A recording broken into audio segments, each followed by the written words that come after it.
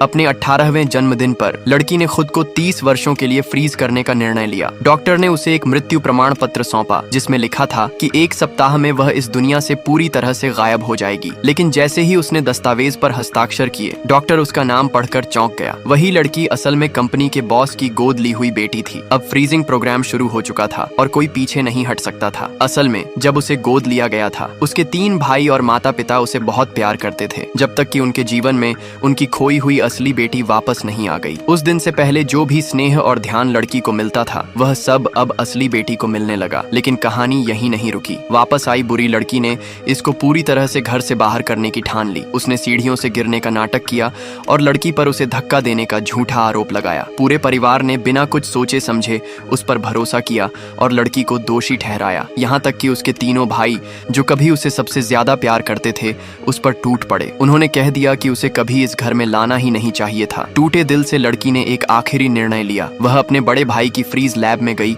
और 30 साल के लिए फ्रीज होने की अनुमति मांगी, ताकि वह अपने पालन पोषण का कर्ज चुका सके। 3 दिन बाद वह इस दुनिया से गायब हो जाती, लेकिन लौटते समय उसकी ब्लड शुगर लो हो गई और उसी वक्त उसके तीनों भाई बुरी लड़की को चेकअप के लिए लेकर जा रहे थे। उन्होंने उसे सड़क पर गिरा देखा। बड़ा भाई बाहर निकलना चाहता था, लेकिन बुरी लड़की ने हार्ट अटैक का नाटक कर दिया। दूसरे और तीसरे भाई ने लड़की को देखकर मजाक उड़ाया और गाड़ी लेकर चले गए। लड़की को यकीन नहीं हुआ कि जिन भाइयों ने उसे हमेशा सुरक्षा दी, आज वही उसे अपमानित कर रहे हैं। अगले ही पल वह बेहोश हो गई। सपना आया कि तीनों भाई उसके पास हैं, उसे प्यार से सहला रहे हैं। लेकिन होश आया तो खुद को अस्पताल के ठंडे बिस्तर पर पाया। नैनी ने उसे सड़क से उठाकर भर्ती कराया था। तभी उसे बुरी लड़की का मैसेज आया, एक लाइव स्ट्रीम जिसमें पूरा परिवार उसके साथ हंसता खेलता नजर आ रहा था। वह चुप रहना चाहती थी, पर जब अस्पताल से लौटी तो देखा उसका कमरा अब बुरी लड़की का हो गया था, जबकि उसे स्टोर रूम में रखा गया। उसने सोचा, बस एक दिन और सह लूं, फिर हमेशा के लिए चली जाऊंगी। लेकिन अगले दिन उसकी प्यारी बिल्ली जो तीसरे भाई ने दी थी, मरी हुई मिली। उसने बुरी लड़की पर आरोप लगाया, लेकिन तीसरे भाई ने उसी को दोषी ठहरा दिया। ये सुनकर वह टूट गई। अब वह पूरी तरह शांत थी। अगला दिन उसका आखिरी था। बड़े भाई ने उसके नाम को फ्रीज प्रोजेक्ट से हटाकर बुरी लड़की का नाम डाल दिया था। पार्टी की जा रही थी और सब जश्न में मग्न थे। तभी बुरी लड़की ने दूसरे भाई को अंधा कहकर अपमानित किया और उसे गर्म ओवन की तरफ धक्का दिया। जैसे ही दुर्घटना होने वाली थी, लड़की दौड़ती हुई आई।